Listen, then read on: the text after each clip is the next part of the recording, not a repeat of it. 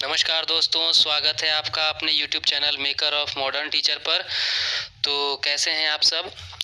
Jharkhand DElEd की परीक्षा के विगत वर्षों के प्रश्न पत्र की श्रृंखला में आज हम आप सबके सामने शैक्षिक प्रौद्योगिकी एवं मूल्यांकन यानी कि फाउंडेशन 4 के विगत वर्षों के प्रश्न पत्र के साथ उपस्थित हैं। तो सबसे पहले हम साल 2014 में पूछे गए इसके प्रश्नों को देख लेते हैं। देखिए 3 घंटे का समय मिलता है, 60 अंक पूर्णांक हैं। यथासंभव अपने शब्दों में उत्तर दें, सभी प्रश्नों के मान बराबर हैं और किन्हीं 5 प्रश्नों के उत्तर देने हैं। पहला सवाल है कि शैक्षिक तकनीक से आप क्या समझते हैं? इसकी अवधारणा, अर्थ तथा परिभाषा की विवेचना कीजिए। कठोर उपागम क्या है? किन्हीं 6 कठोर उपागमों पर संक्षिप्त टिप्पणी लिखिए। तीसरा सवाल है आधुनिक शैक्षिक माध्यम के रूप में कंप्यूटर के कार्य, कार्यक्रम तथा उपयोगिता पर प्रकाश डालिए। चौथा सवाल है मूल्यांकन एक सतत प्रक्रिया है, कैसे? पाठ्यक्रम क्या है? इसकी अवधारणा को स्पष्ट करें। पाठ योजना को के महत्व को लिखें। माध्यिका एवं बहुलक क्या है? वर्णन करें। आठवां है किन्हीं 2 पर संक्षिप्त टिप्पणी लिखें। Micro teaching radio, role of internet in education और डाटा, यानी कि सूक्ष्म शिक्षण, रेडियो, शिक्षा में इंटरनेट की भूमिका और आंकड़ा। देखिए विगत वर्षों के प्रश्न पत्र आपको परीक्षा की तैयारी में अत्यंत ही महत्वपूर्ण होते हैं। वर्ष 2015 में पूछे गए कुछ सवाल इस प्रकार हैं। पहला सवाल है कठोर उपागम तथा मृदुल उपागम का आधुनिक शिक्षण अभ्यास में महत्व एवं भूमिका का वर्णन करें। दूसरा है टेलीकॉन्फ्रेंसिंग क्या है? टेलीकॉन्फ्रेंसिंग के लाभ एवं प्रयोग की संक्षिप्त विवेचना कीजिए।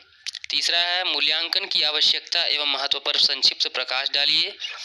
चौथा है निबंधात्मक परीक्षा के गुण और दोषों का वर्णन करें।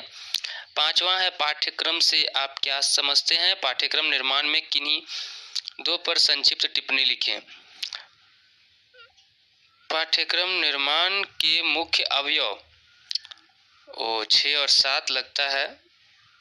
देखिए मध्यमान से आप क्या समझते हैं? मध्यमान ज्ञात करने की विधि के उदाहरण सहित समझाइए।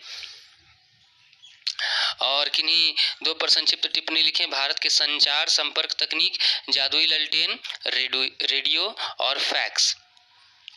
वर्ष 2016 में पूछे गए सवाल एजुकेशन टेक्नोलॉजी एंड इवैल्यूएशन, शैक्षिक प्रौद्योगिकी और मूल्यांकन विषय का नाम है।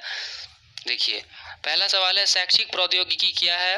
कठोर सामग्री उपागम की उपयोगिता पर प्रकाश डालें। दूसरा है श्रव्य दृश्य सामग्री से आप क्या समझते हैं? किन्हीं 2 का वर्णन करें।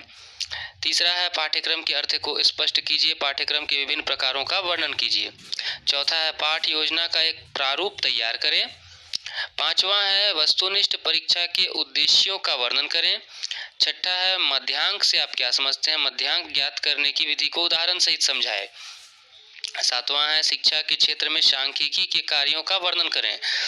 और आठवां जिसमें कि किन्हीं 2 पर संक्षिप्त टिप्पणी लिखें। आंकड़ा, मॉडल, क्लोज्ड सर्किट टेलीविजन और मूल्यांकन।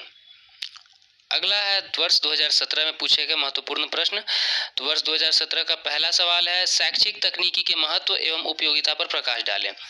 देखिए शैक्षिक तकनीकी का अर्थ, इसकी उपयोगिता, विशेषता, महत्व, परिभाषा, इन सब को तो आप एकदम रट जाइए क्योंकि यह एक सवाल अवश्य ही पूछा जाएगा। दूसरा है कि 6 कठोर उपागमों पर संक्षिप्त टिप्पणी लिखें। दूसरा ये जो उपागम है, उपागम भी आपको बहुत ही महत्वपूर्ण टॉपिक है। कठोर और मृदु उपागम, कितने कठोर उपागम होते हैं, कितने मृदु उपागम होते हैं, ये एक महत्वपूर्ण सवाल है। पाठ्यक्रम, देखिए पाठ्यक्रम भी लगातार 3 वर्षों से रिपीट हो रहा है। पाठ्यक्रम क्या है? पाठ्यक्रम के आधारों का वर्णन करें। मापन एवं मूल्यांकन में अंतर स्पष्ट करें और पाठ योजना के महत्व को लिखे। देखिए ये 2 सवाल आप खुद ही समझ सकते हैं कितने महत्वपूर्ण है। सांख्यिकी से आप क्या समझते हैं? सांख्यिकी के महत्व का वर्णन करें। माध्य से आप क्या समझते हैं? माध्य ज्ञात करने की विधि को उदाहरण सहित समझाएं और किन्हीं 2 पर संक्षिप्त टिप्पणी लिखें। पहला है मृदुल उपागम, दूसरा इंटरनेट, तीसरा सूक्ष्म शिक्षण और चौथा उपलब्धि जांच। अब हम देखते हैं वर्ष में पूछे गए महत्वपूर्ण प्रश्न। वर्ष 2018 में पूछे गए प्रश्न कुछ इस प्रकार हैं। पहला है शैक्षिक तकनीकी से आप क्या समझते हैं? इसकी अवधारणा, अर्थ तथा परिभाषा की विवेचना कीजिए। दूसरा है सूक्ष्म शिक्षण क्या है, सूक्ष्म शिक्षण के लाभ तथा हानि बताएं। तीसरा है पाठ्य योजना से आप क्या समझते हैं, पाठ्य के प्रारूप के आधार पर इसकी व्याख्या करें। चौथा है जनसंचार माध्यम से आप क्या समझते हैं, शिक्षा इसकी आवश्यकता एवं उपयोगिता का शिक्षा में इसकी आवश्यकता एवं उपयोगिता का सविस्तार वर्णन करें। पांचवा है इकाई योजना का अर्थ एवं इकाई योजना के प्रकारों की विवेचना करें।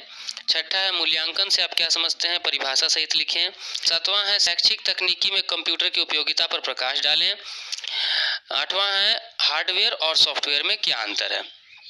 तो यह वर्ष 2018 के प्रश्न। वर्ष 2019 में पूछे गए प्रश्न कुछ इस प्रकार हैं। शैक्षिक तकनीकी के महत्व एवं उपयोगिता पर प्रकाश डालें। दूसरा है श्रव्य दृश्य सामग्री से आप क्या समझते हैं, इनमें से किन्हीं दो का वर्णन करें।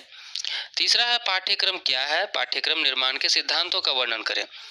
मापन एवं मूल्यांकन में अंतर स्पष्ट करें। आप देख रहे हैं मापन एवं मूल्यांकन में अंतर भी रिपीटेड प्रश्न है। हार्बर्ट स्पेंसर की पंचपदीय प्रणाली क्या है, पाठ्य योजना का निर्माण इसी आधार पर किया जाता है। तो इस प्रणाली का वर्णन करें। शिक्षा में सांख्यिकी के कार्यों का वर्णन करें। सातवां है माध्य माध्यिका और बहुलक क्या है, वर्णन करें। आठवां है किन्हीं दो पर संक्षिप्त टिप्पणी लिखें। शिक्षा में इंटरनेट की भूमिका, पाठ्य वस्तु, उपलब्धि जांच और आंकड़ा।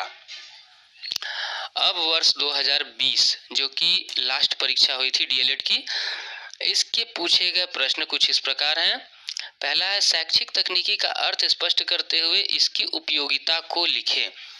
तो शैक्षिक तकनीकी का अर्थ क्या है, इसकी उपयोगिता बताएं। दूसरा है हार्बर्ट स्पेंसर की 5 पदीय प्रणाली के गुण एवं दोषों का वर्णन करें।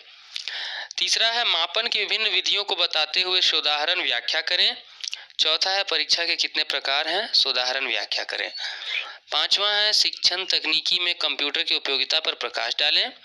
छठा है सृजनात्मक और क्रियात्मक शिक्षण से आप क्या समझते हैं, न्यूनतम अधिगम स्तर के अंतर्गत इसके मुख्य लक्षणों की विवेचना करें। आठवां है निम्नलिखित में से किन्हीं दो का अंतर स्पष्ट करें, इकाई योजना, पाठ्य योजना, पाठ्यक्रम और सिलेबस और मूल्यांकन तथा मापन।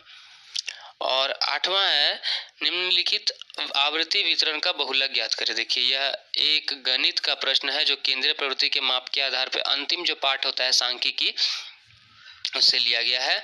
तो ये हमने देखे शैक्षिक प्रौद्योगिकी एवं मूल्यांकन के विगत वर्षों के प्रश्न पत्र जो आपके लिए अत्यंत महत्वपूर्ण और लाभकारी हो सकते हैं। अगले सीरीज में हम हिंदी भाषा शिक्षण जो कि पेपर 5 है भाषा शिक्षण, उसके विगत वर्षों के प्रश्न पत्र को देखेंगे। तब तक चैनल से इसी प्रकार जुड़े रहिए और जितना हो सके उतना सब्सक्राइब और शेयर अवश्य कर दें। धन्यवाद।